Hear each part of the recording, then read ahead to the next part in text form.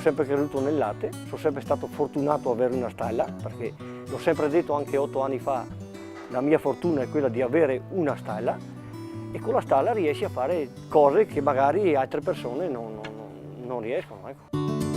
Mio papà ha avuto una brillante idea di trasformare il latte, trasformarlo in formaggi e gelati. Abbiamo la stalla qua di fianco e da 2 metri viene direttamente il latte caldo e viene pastorizzato e poi fatto direttamente gelato. Non facendo l'abbattimento, portandolo a 4 gradi, rimane più concentrato, più gusto intenso. Tutti all'inizio mi davano del matto, tutti, ma anch'io dicevo, ma sono matto o non sono matto? Perché era una cosa fuori dal normale. Eravamo anche la prima azienda che è partita nel Veneto, non è stato facile per niente.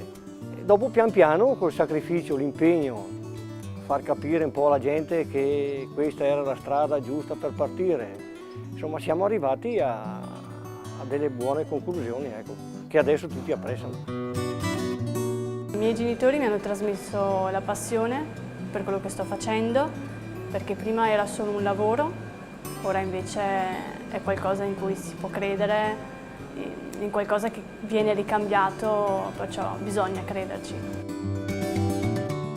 Il nostro obiettivo è quello di allargarci, di non fermarci solo a Palazzolo di Sona e infatti abbiamo aperto da poco un nuovo punto vendita a Verona e ne siamo molto contenti. A volte vedo mio papà in stalla, lo osservo e vedo lui che sta fermo e guarda le mucche, guarda quello che in questi anni è riuscito a creare e lo vedo fiero di quello che ha fatto fino adesso.